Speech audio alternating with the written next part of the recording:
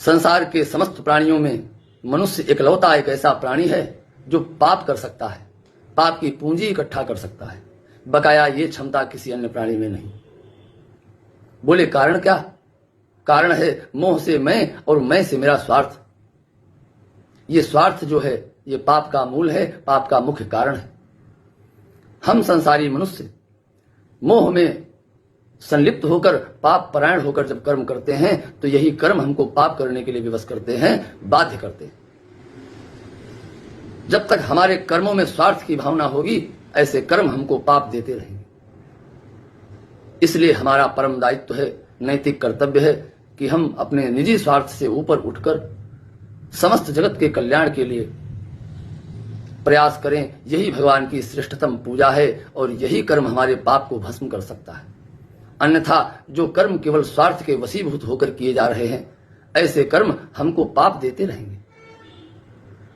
संसार के समस्त प्राणियों में केवल मनुष्य ही पाप कर सकता है, क्योंकि मनुष्य के जीवन में ही स्वार्थ पाया जाता है। बाकी अन्य किसी प्राणी के जीवन में स्वार्थ की भावना बिल्कुल नहीं है या ना के बराबर है। ये पेड़, पहाड़, नदी, इन सबके जीवन में स्वार्थ की भावना बिल्कुल नहीं है। इसलिए इनको पाप नहीं प्राप्त होता है, इनको पाप नहीं लगता। इनका पूरा जीवन परोपकार के लिए है, परहित के लिए। इसलिए हमें भी इनसे सीख लेनी चाहिए। हमारा जीवन भी केवल स्वार्थ के लिए नहीं सिमटना चाहिए। और यही बात भगवान श्री कृष्ण ने गीता जी में उपदेश करते हुए अर्जुन जी को कहा, कर्मण्येवाधिकारस्ते मां फलेषु कदाचन मां कर्म फल हेतुर्भूमा ते संगोत्सु कर्मणि। भगवान ने कहा कर्म कर, फल की इच्छा मत कर। किंतु यहां भ्रम हुआ।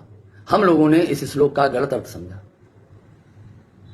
भगवान कृष्ण ने जो कर्म करने के लिए कहा वो कर्म ये नहीं जो हम कर रहे हैं अपने स्वार्थ के लिए। जो हम और आप कर्म कर रहे हैं ये हमारे अपने निजी स्वार्थ की पूर्ति के लिए है। इन कर्मों की बात भगवान नहीं कर रहे। भगवान ने उन कर्मों की बात करी है जो अपने निजी स्वार्थ से हटकर हैं, उनसे ऊपर उठकर है। भगवान ने कहा मां कर्म फल हेतुर्भूमा ते संगोत्सु कर्मणि। ऐसे कर्म जिनमें कोई आसक्ति न हो, जिनमें कोई स्वार्थ न हो, जो संसार के हित के लिए हैं, उन कर्म के लिए भगवान ने कहा। और ऐसे कर्म ही हमारे पाप को नष्ट कर सकते हैं। और ठीक इसके विपरीत जो कर्म हमारे स्वार्थ के वशीभूत होकर किए जा रहे हैं ये हमें पाप देने वाले होंगे।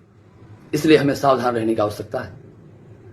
यदि हम संसार के कल्याण के लिए कर्म करेंगे तो हमारे पाप इसी से नष्ट हो सकते हैं। अन्यथा कितना भी पूजा पाठ भजन कीर्तन क्यों न हो, यदि हमारा पूरा जीवन निजी स्वार्थ में सिमटा हुआ है तो हमारे पाप नष्ट कदापि नहीं हो।